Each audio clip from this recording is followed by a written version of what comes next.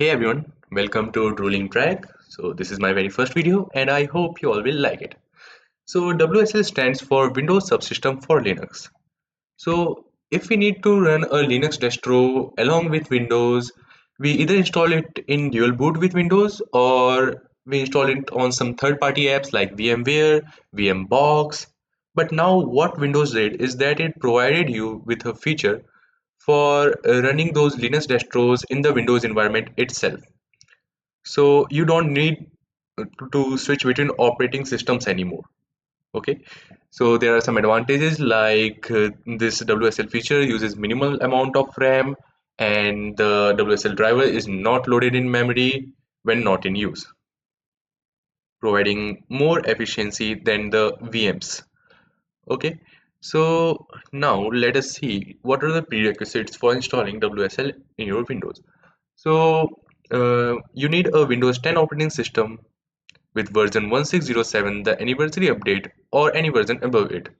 An important point to note here is that WSL will only run on 64-bit versions of Windows 10 and not on the 32-bit ones. So you can check whether your system fulfills all these minimum criteria or not. So go to this PC, open System Properties,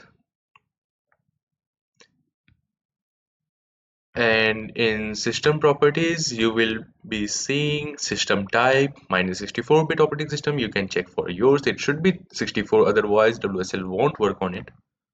And the version is 1809, which is obviously of the 1607 version. And if your version is below 1607, then you need to update your Windows.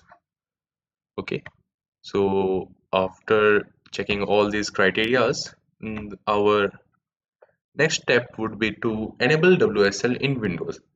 So for using those Linux distros, you have to enable this feature. So by default, this feature is disabled in Windows.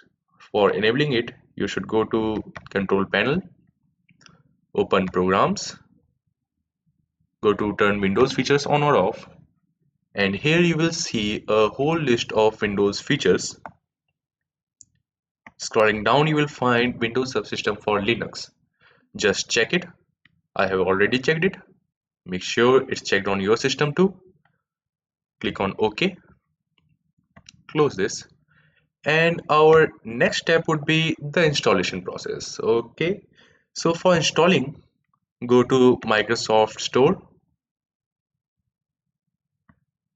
type in Linux, and you will find all the Linux distributions for that WSL.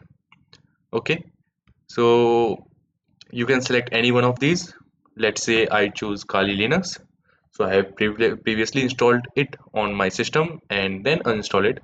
So let's say if I choose Ubuntu, so for the very first time when you choose any distribution, you would see a get option here. Just click on that. After clicking on get option, you will see you own this app. You will see this dialog. Okay. And here the get option would be converted to install option. Just click on that.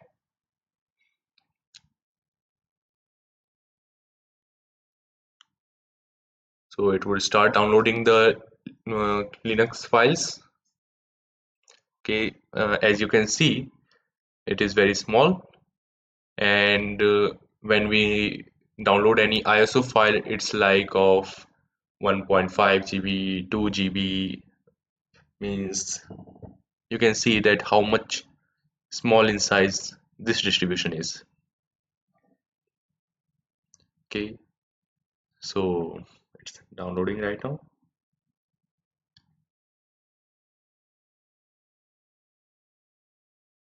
So after it's done downloading, you can see here that it says installing Kali Linux. So it would automatically install that app. Okay, so it's installed.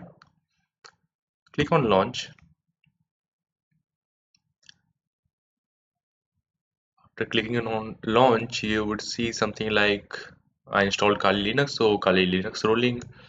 You may be seeing like Ubuntu rolling or something else.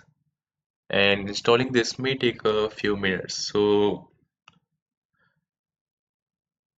as I installed it for quite a few times, so now it's running a bit slower. Okay,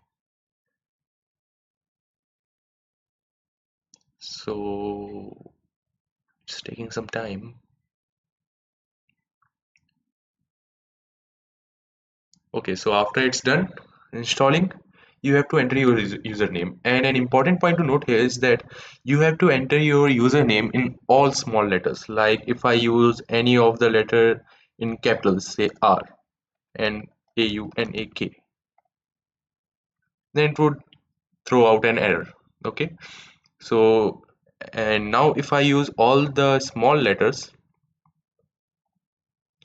you can see that it accepted it. So it's an important point here. Okay, use all small letters.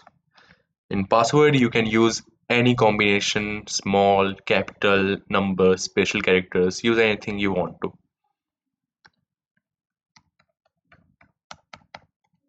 I entered the password and it's asking for re-entering it. Okay, so password updated successfully and installation successful. Now you can see your username here at the rate of something something. Okay, and now if I use some commands like ifconfig, then it's working. Okay, so your Linux distro is installed now and you can use it. Now a question arises here is that after installing, should we have to launch it every time from the Windows Store? So the answer is no.